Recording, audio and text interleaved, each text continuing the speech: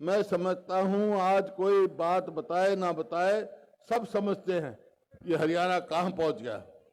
मैं ज्यादा उसका चर्चा नहीं करूंगा, लेकिन जो मेरे दिल में टीस है उस बात की जरूर मैं बात कहूंगा कि आज क्या हो रहा है हरियाणा में।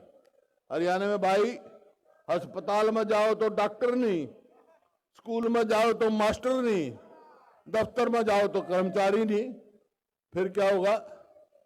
और भाई कहीं जाओ तो सड़क टूटी पड़ी है। कोई भी ऐसा काम नहीं किया 9 साल में सरकार ने जो जिसकी मैं प्रशंसा कर सकूं, जिसको मैं अच्छा कह सकूं।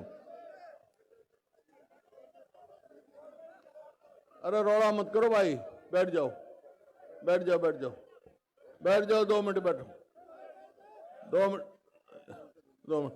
तो कोई ऐसा काम नहीं किया जिसकी मैं प्रशंसा करूं, एक भी। मैं तो ऐसा व्यक्ति हूं, अच्छा काम करते तो मैं कहता अच्छा करा, लेकिन 30 किस बात की है, 30-20 बात की है मेरे को कि जो 2014 में मेरा हरियाणा प्रति व्यक्ति आय में, प्रति व्यक्ति निवेश में, नौकरी देने में, कानून व्यवस्था में, खेल और खिलाड़ियों में जो हरियाणा नंबर 1 था पूरे हिंदुस्तान में, आज कहां है? आज किस चीज में नंबर है? नंबर 1 है। आज नंबर 1 है बेरोजगारी में, महंगाई में और अपराध में ऊपर पहुंच गया। और भाई आप देख रहे हैं, नौकरी का तो कोई मामला ही नहीं। कहीं ये कौशल रोजगार योजना बना रखी है, निगम बना रखा है, कच्ची नौकरी, ना उसकी पेंशन ना और कोई गारंटी। 2 साल रखें, 1 साल रखें, 3 साल रखें। हम ठेकेदारी सिस्टम बंद करने में थे, ये ठेकेदार लगाने, खुद ठेकेदार बन गई सरकार। और इसी तरह केंद्र सरकार ने ये अग्निपथ चला दी कि 18 साल का बच्चा फौज में भर्ती होगा और 22 साल का घर आ जाएगा। अरे फिर कौन उसकी सगाई करेगा, कौन उसका ब्याह करेगा भाई बताओ? हाँ, बच्चा जाए फौज में भर्ती होता तो होता जब कहते भाई हाँ फौज में है, पेंशन आओगा, तरक्की करेगा, अच्छा उसको मिलता, उसके बच्चे पढ़ते। तो ऐसा काम कर दिया। 2 लाख आज हरियाणा में स्थायी पद जो नौकरी है वो खाली पड़ी है। और ठीक कहा दीपेंद्र ने कि जब देखता हूं लिस्ट आते हैं तो हरियाणा के बच्चे नहीं लगते, बाहर के आके लगते हैं भाई अच्छी नौकरियों पे। फिर कहां जाएंगे हमारे बच्चे? क्यों हमारे बच्चों के भविष्य के साथ खिलवाड़ हो रही है? ये इस सरकार को। तो भाई ये आपके सामने बातें सारी हो गई। अब ये कौशल रोजगार योजना है, पर एक और लिया है परिवार पहचान पत्र, एक लिया है मेरी फसल मेरा ब्यौरा के काम में इनका। कोई पेंशन काटू काम करते, कोई राशन काट रहा है, और कोई किसान का भाई मेरी फसल मेरा ब्यौरा। अरे खेत में अनाज आ रहा है और ऊपर तो बादल गड़गड़ा रहे हैं, वो कह भाई मैं अपने मंडी में ले जाऊं, उसका नंबर नहीं होगा। ऑनलाइन देखो, इतने में मी बरस जाएगा और दाने खराब हो जाएंगे। वो बात देखे, अबे इतना ही हरियाणा है, ये मंडी थी, कभी किसान को इंतजार देखनी पड़ी?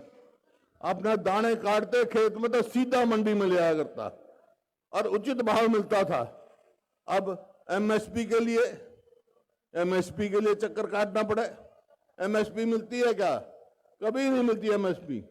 इस सरकार ने एमएसपी कहने की बात है, लेकिन कहा था क्या? वायदा था इनका कि 2022 तक हम किसान की आमदनी दुगनी कर देंगे। आमदनी तो दुगनी नहीं करी भाई, लागत दुगनी से ज्यादा कर दी। खाद कहां से कहां पहुंच गया, कीटनाशक दवाइयां कहां से कहां पहुंच गई, वो तो दुगनी तिगनी हो गई, आमदनी दुगनी नहीं हुई। तो किसान बर्बाद।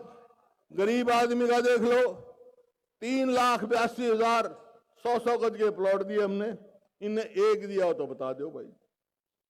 हमने 11,000 सफाई कर्मचारी एक कलम से लगाए, इनने कोई लगाया हो तो लगाओ। कच्चे पड़े हैं, कच्चे सवाल इस बात का है, ज्यादा वो नहीं है भाई, मेरे को तकलीफ है, मैं आज खास तौर पे आया हूं।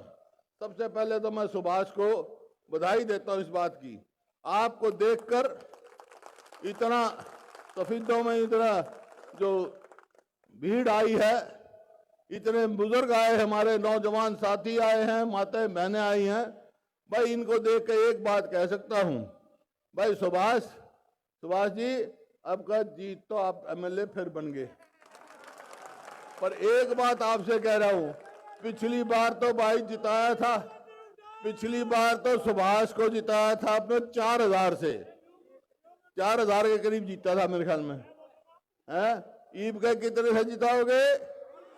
4000 जरब में 5 कर दियो, 20,000 से जिता के भेजना इसको, जिताओगे ना? हाथ खड़े करके बता दो। अच्छा, फिर ये जीत जाएगा, फिर क्या होगा? हरियाणा में सरकार बन जाएगी, कांग्रेस की सरकार बन जाएगी, सेवा का मौका मिलेगा। तो अब आप सवाल एक बात पूछ सकते हो मेरे से, जो हम कहते हैं वो करते हैं भाई कांग्रेस पार्टी। एक सवाल पूछ सकते हो भाई, कांग्रेस की सरकार बन गई, सुभाष विधायक बन जाएगा, कांग्रेस की सरकार बन जाएगी, तो आप क्या करोगे, ये पूछोगे ना?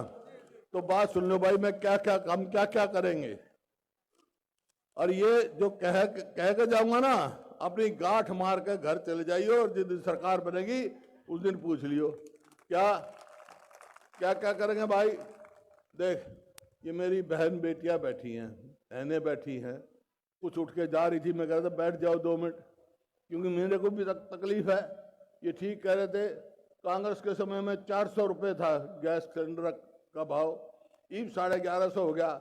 ईब सब गैस सिलेंडर पर रोटी पोती है भाई, तो गैस सिलेंडर कांग्रेस की सरकार बनेगी तो 500 से रुपये ज्यादा से ज्यादा नहीं मिला, 500 का गैस सिलेंडर मिलेगा। इसी प्रकार से इनके ऊपर दाब रहता है भाई, बिजली मत खर्च कर, बिजली मत खर्च कर, बहुत बिल आ जाएगा। 300 यूनिट बिजली फ्री देंगे भाई हम।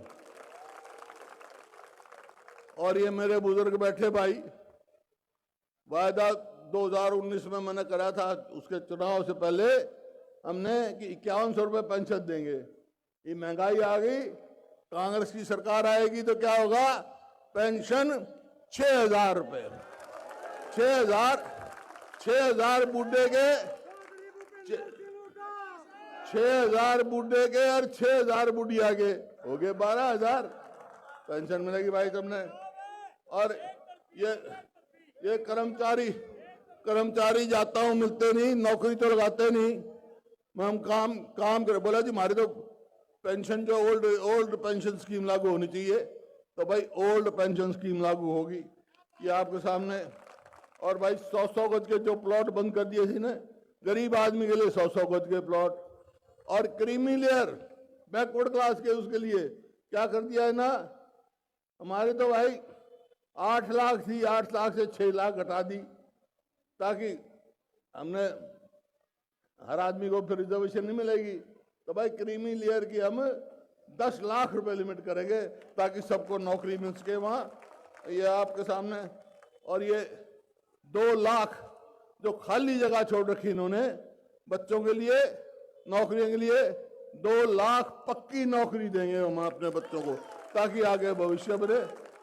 और भाई सवाल आया यहाँ तरक्की की, ये सुभाष जी कह रहे थे कि IMT की घोषणा करी, अरे घोषणा तो हरियाणा में बिना के रखी इनने, घोषणा कर दे, ये तो घोषणा सरकार है कुछ नहीं, इन्हें तो एक काम कर रखा है, बेरोजगारी में नंबर 1।